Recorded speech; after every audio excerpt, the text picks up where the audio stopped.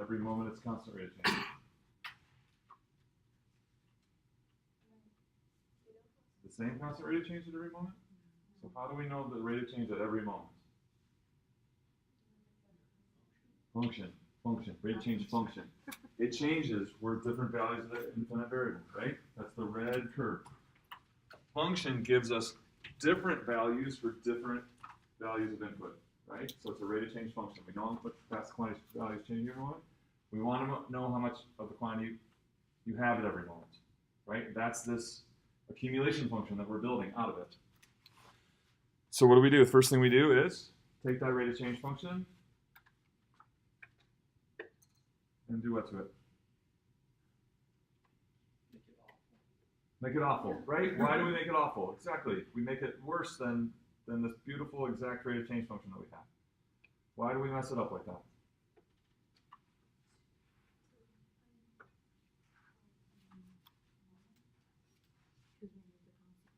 We need constant rates of change, right? We can't do it if we have a continually changing rate of change.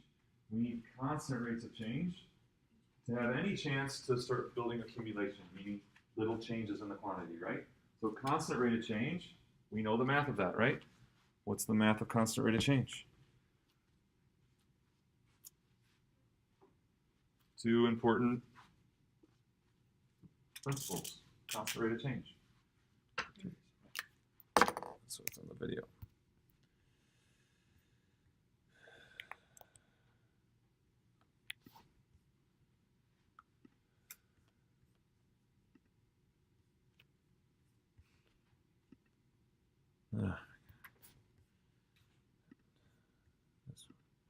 Okay, so what are we turn this changing rate into constant rates of change because constant rates of change can help us build accumulation. How do they allow us to build accumulation?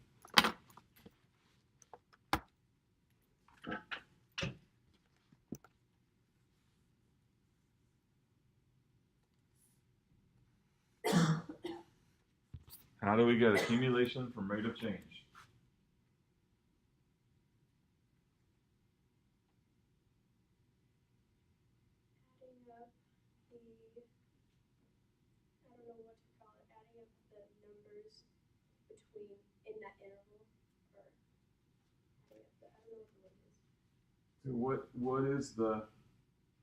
What are the things we're adding up? That's the key. What are we adding up? In what? Y. And how do we get changes in Y? MDX. Right?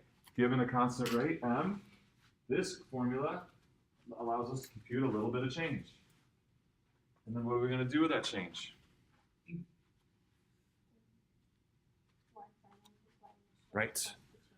Our accumulation function is going to have the general format of Y initial, all the accumulation from before, plus a little more change. And if we keep doing that over and over again, we're building an accumulation function, right?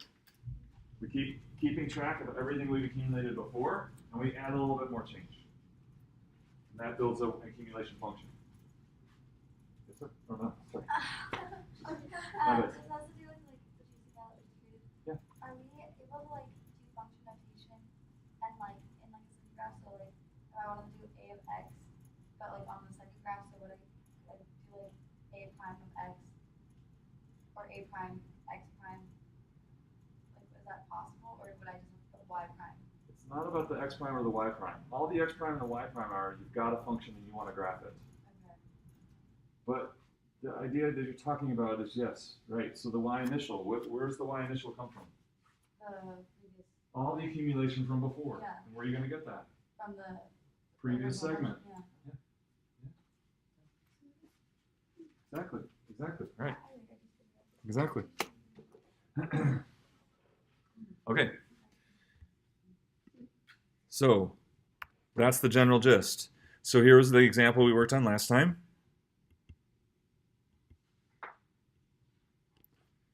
We're starting A here a little bit after 2. That's our starting point of the accumulation, and we were letting x increase through intervals, delta x intervals, accumulating along the way, right?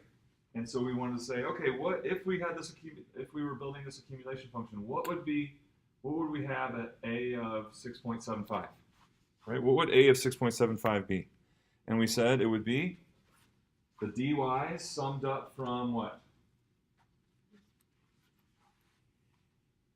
There were two parts to it, right? There were two parts to it. So if we wanted to get the accumulation up at 6.75, we would accumulate the dy's where? What's that? What do we call those? All the previous intervals. Completed intervals. We want the change from the completed intervals. So dy plus dy plus dy. And how are we calculating each of those dy's? mdx, mdx, mdx, right? The rate, constant rate times change in x, constant rate times change in x. So dy plus dy plus dy. And then, to actually get up to 6.75, we have a little bit more change, another mdx from the current interval. Okay, so then we figured out last time that the x coordinate in the jth completed interval, do you remember doing this? What was it, do you remember? How do we get to the x coordinate of the jth interval? Remember what that was? Right, a plus j minus 1 delta x's, right? So there's that. So to get to the left side of any completed interval, you're going to go a plus j minus 1 delta x intervals, where j is just the interval number, right? And then how many intervals do we have to go across to get to the left side of the current interval? All of the completed intervals, right? The total number of completed intervals.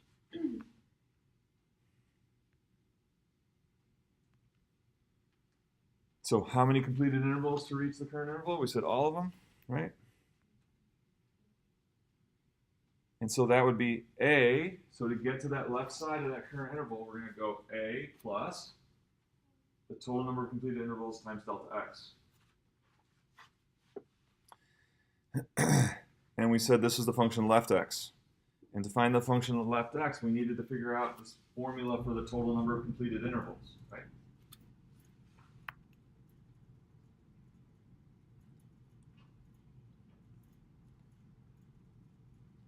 So left x is this function. It's this strange function that takes an x but gives you back another x. It gives you back the x value at the beginning of the current interval. Right? So what is left x in this situation right here? So what is left of 6.75? What's left of 6.75? Practice with left here.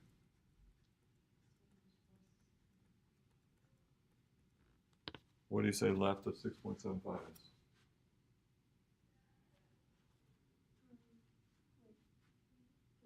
Three.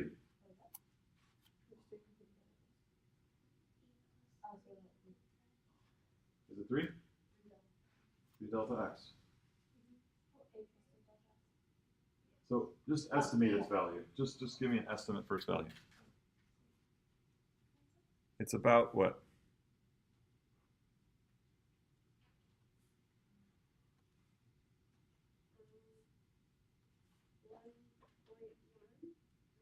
Okay, 1.1. Agree with that?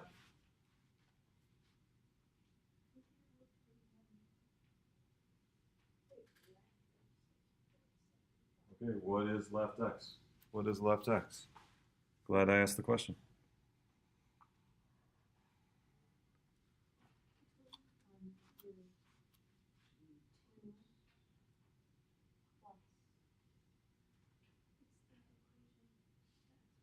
No, I'm not asking you to compute that equation. I'm asking based on the principle of left x, just give me an approximation. I'm not asking you to compute anything. Okay, she says 1.1. What do you guys think? Other possibilities? Or do you agree with 1.1? What about 6? So we got 1.1 and I got 6. Any other nominations?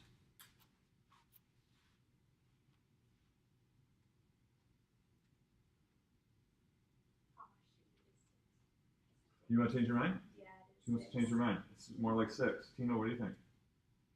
Around 6.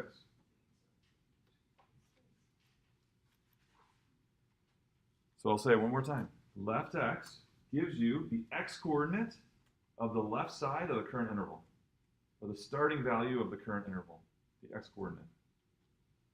It doesn't give a y-coordinate, unless you graph left x and put left x on the y-axis, but we never do that, okay? The left x gives us back another x-coordinate, the x-coordinate of the start of the current interval. So what do you think? Do you think left x is 6 or 1.1? 6. So we have left x, do we have right x? No, don't need right x because we care about the rates at the left side of each interval. Yeah, that whole interval. I mean, like, does it You could- exist on GC? What? Does it raise? It doesn't know. It doesn't know. GC has no clue about a function named left. You could define a function named left, but it has no clue. It doesn't know. It doesn't know functions by the names that you give them. So if you want to define left x in GC, that's great. It'll do exactly what you tell it to do, but it has no clue about this thing that we're talking about, the left side of the current interval. Does that make sense? You have to define it so that it does that. Yeah. So since the x is at like, what, 6.7, Right. left x is 6. Right. Okay, so now what's left of 4 about? What's left, if I said left of 4, what would you estimate left of 4 is?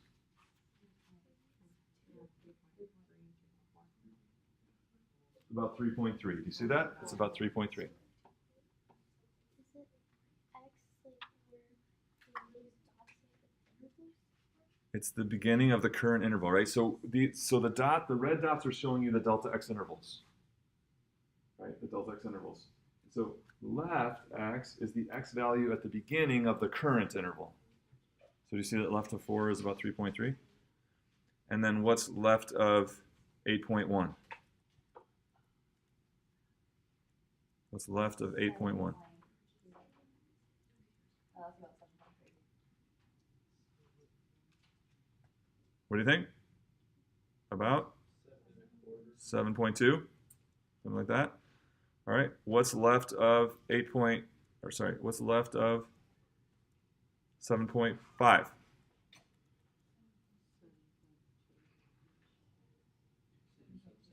Is it equal to left of 8.1? Yeah. Exactly equal to? Exactly equal to, right? Whatever we guess for left of 8.1, it's going to be the same result for left of 7.5.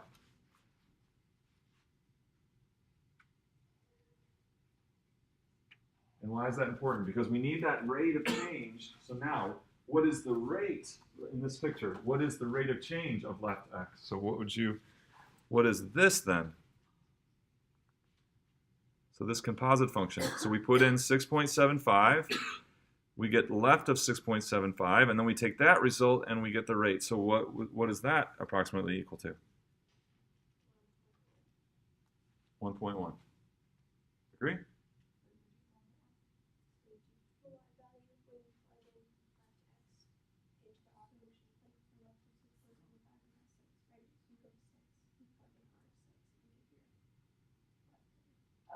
Oh, okay, gotcha. So what does that tell us? It tells us that at 6.75, what's the approximate rate of change? 1.1, right? For this whole interval, the approximate rate will be r of left of x, or r of about 6. And you get that same rate then for all x values in that interval. You see that? So every x value in that interval, left x takes you back to that. And then r of left x gives you that rate, and so then it's constant rate through the whole current interval.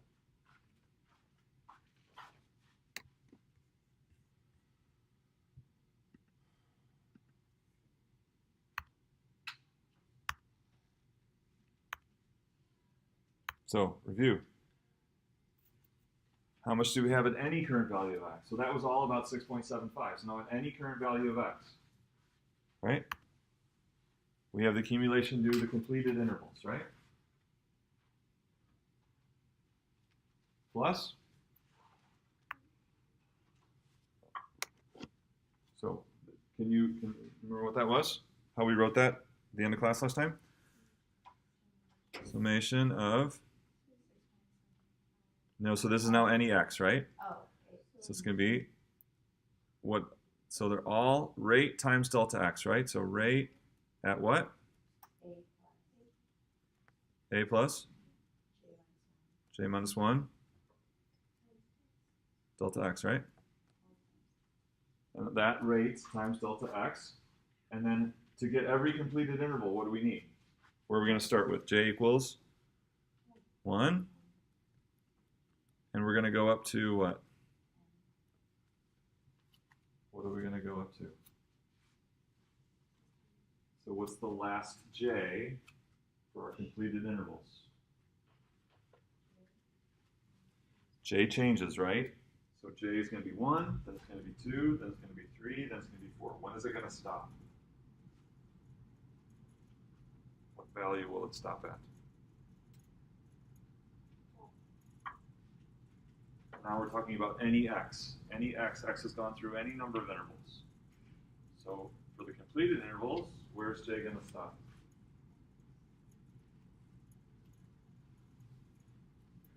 Is it to be a number or just? Yeah, because these are whole numbers, right? This is j is the interval number, completed interval number.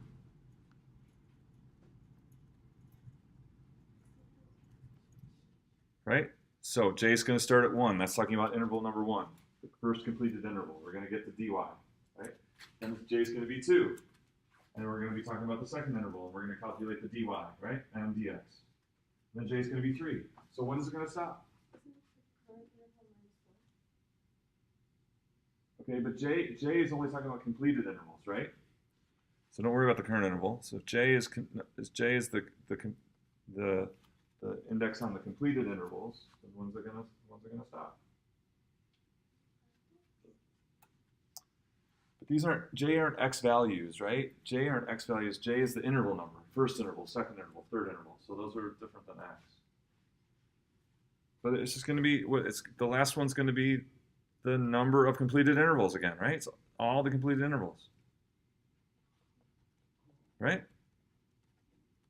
For whatever x we have, j is going to go from 1 up to the number of completed intervals.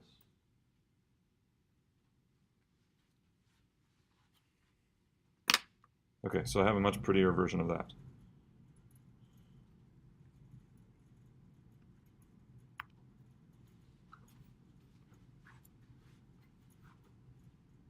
We can't do this on GC.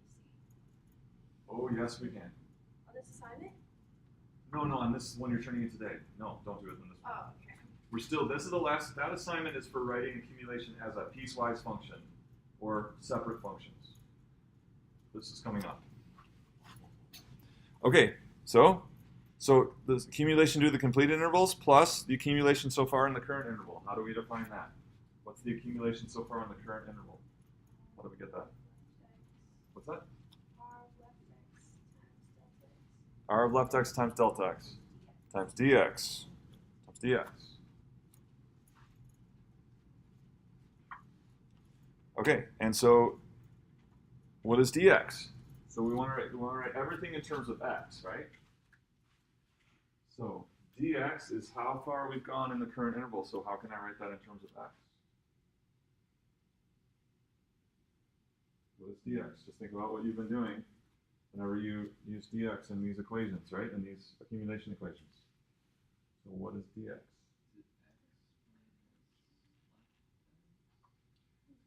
Dx is like how far it is within the interval of the delta x. So is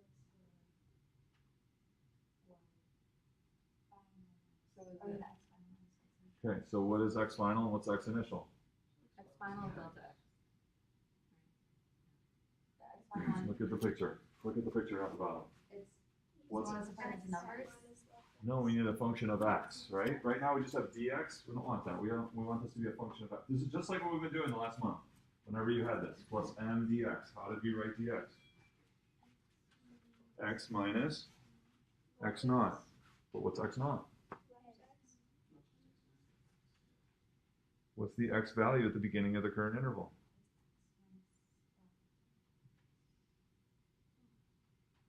We just talked about that.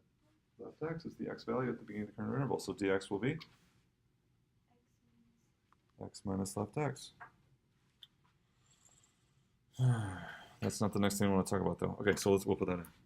So x minus left x. So the only thing left is how many completed intervals at value x. That's what we did at the end of class last time. Remember? So remember, j is going to go from start at 1, and it's going to go to the total number of completed intervals. What is that? How did we get that from whatever it was?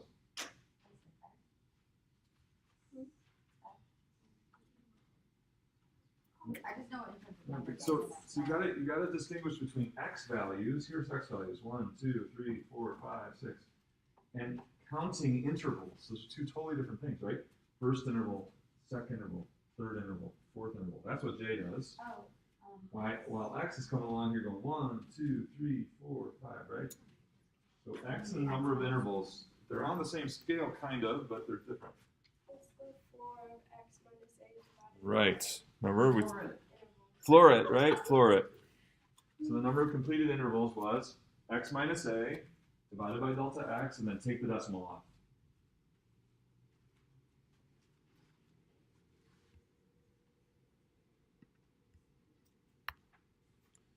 What is dx in terms of x?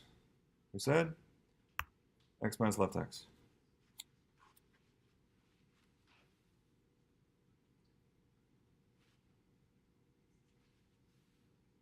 So we got it.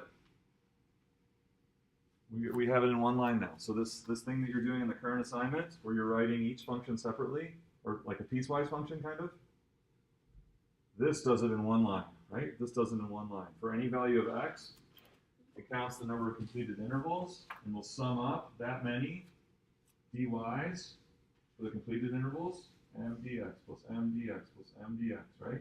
For that number of completed intervals, and then add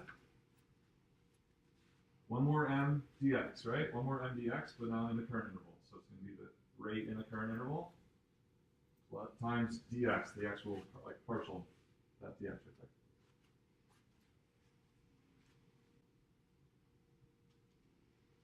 So if you were to graph this, what kind of function would you get? If you were to graph this function, capital A, what kind of function would you get?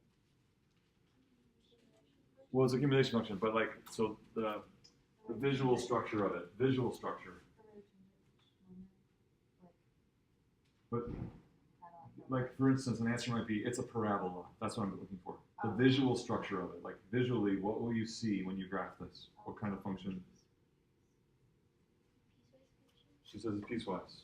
Is it a piecewise function? Okay. Any more qualifications of that? Piecewise.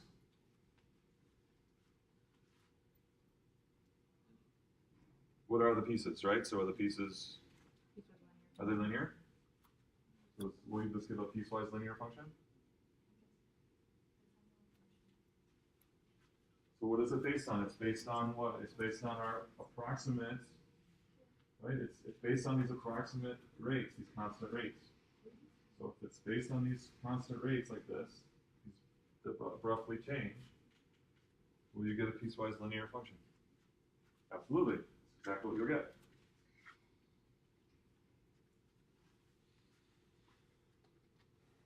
Okay, other questions? If we took the limit of this as number of completed intervals approached infinity, would you approach like the true function? You already asked? So if we let these intervals get really small, took a lot of these, like let delta x get so small that there's really no difference between delta x and dx. You can't even tell the difference. Like, what would, so that piecewise linear function would have smaller and smaller delta x's. And he's saying it would, then we would be like converging on the true accumulation function. What do you think?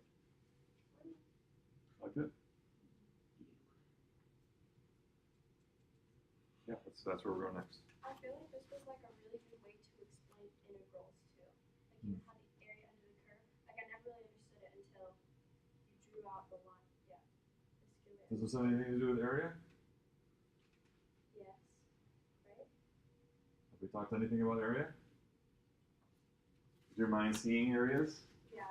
So we don't, we're trying to avoid that. Oh, okay. It's okay, because really, this rate of change is the rate of some quantity, like volume of oil, or what else have we done? The speed of the basketball, right? And then we're calculating, say, the accumulation of volume of oil, or the accumulation of height of the basketball. Those quantities don't have anything to do with area. I know you've been told they do, but they really don't have anything to do with area, right? The height of the basketball. But like I feel like when we take like for example this one that's horizontal that's above the graph, like I can see that that's like an overestimate. Right, because why is it overestimate? Not because directly because of area, but because your rate was too high for that interval. So if you go at a higher rate over the interval, then you're going to get more accumulation than you should have. Okay. Think of it that way. I guess the area is kind of being seen for me in like the accumulation part. Like, I don't know. I know it shouldn't be, but it's like being seen for me. Yeah. So we want to so we've tried to turn the tables on this a little bit so that area under the curve is just one quantity that you could look at, right? You could apply this to area under the curve, but area under the curve isn't like the bottom line of it. The bottom line is you have some quantities rate, and you want the accumulation of that quantity, and so then you build a new rate of change function. This approximate rate of change function, and you build your accumulation out of that approximate rate function. So does area under the curve work as a result of this? Yeah, it's kind of like Yeah. right, exactly. It's like you could look at this through the lens of area under the curve. So We don't want to look at accumulation rate of change as area under the curve. Yeah, so this is getting like to the core of why. Right. So yes, we can take area of the curve and apply this to it, and say, oh look, we can talk about that later. So the area isn't like the integral, it's just like a consequence of. It's a consequence of the fact that we graph in rectangular coordinates. Yeah. And it just happens to work out that dy is the same value as height times width. And that's only because we graph in rectangular coordinates. So it's like kind of like incidentally. Incidentally, this area calculation is the same as this. But it's not the meaning, right? It's not the profound meaning. The profound meaning is rate of change and accumulation of that quantity that we have the rate of. And if it's volume of oil, that has nothing to do with area, right? Yeah. You see? Yeah. And if it's the height of the basketball, that has nothing to do with area. Okay, other questions? Good discussion. Any other questions? All right, where does this go next? Unloading sand onto a scale. So here's the rate of change of weight as a function of time in hundreds of pounds per second.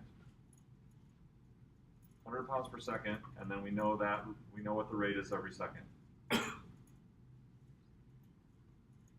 Okay, so we want, and what's our goal? So we have the rate of change of weight.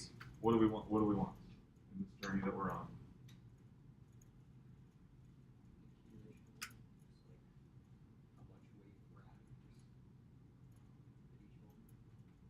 So say it again. How much what?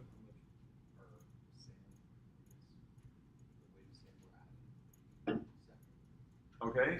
Is that what we want? We want to know how much sand we're adding every second. Is that what we want to know? Or probably. How much do we have every second? How much? That makes sense. So we want all the accumulated Yeah. weight of sand, right? So we want to accumulate weight.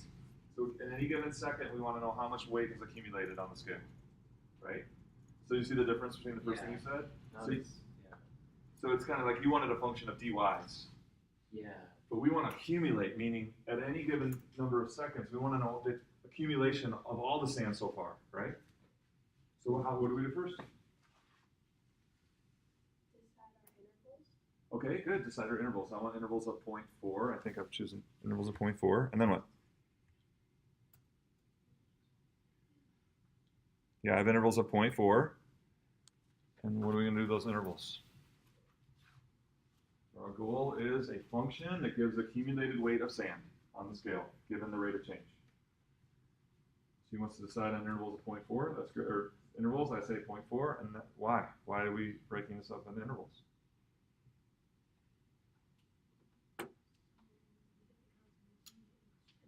She wants the constant rate of change in every interval. And where's the constant rate of change for any given interval going to come from? The y value at every change in the intervals. So at 0 plus 0.4x. 0 plus 0.4x. So in any given, so let me try it again. So in any given interval, where is the constant rate for that interval going to come from? Right, we're going to use the left side of the interval, right? So then what will it look like? Can you imagine what the graph of the approximate rate function will look like?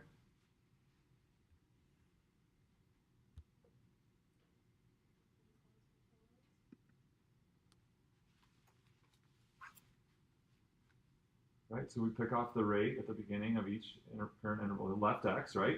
So we're going to do the rate at left x for every current interval. So the rate at left x, the rate at left x, the rate at left x, okay? The rate at left x, and that builds our approximate rate function. And then based on our approximate rate function, we've got our, what? We just made this bad boy, right? What does this bad boy do?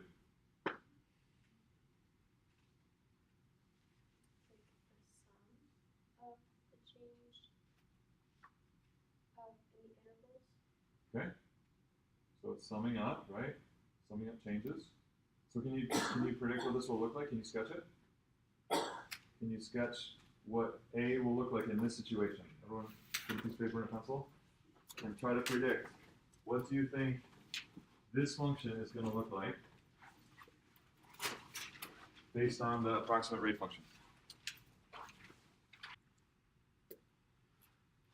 So I'm graphing this thing right here. This is graphing capital A. This is graphing capital A. Right? In your volume of oil function, you're doing the exact same thing, but you're doing it with separate functions, right? And you get the same kind of graph, right? Piecewise linear. Piecewise linear. Abrupt changes in rate. Because we have constant rate and then abrupt change in rate. And then an abrupt change in rate. And so that happens at every corner.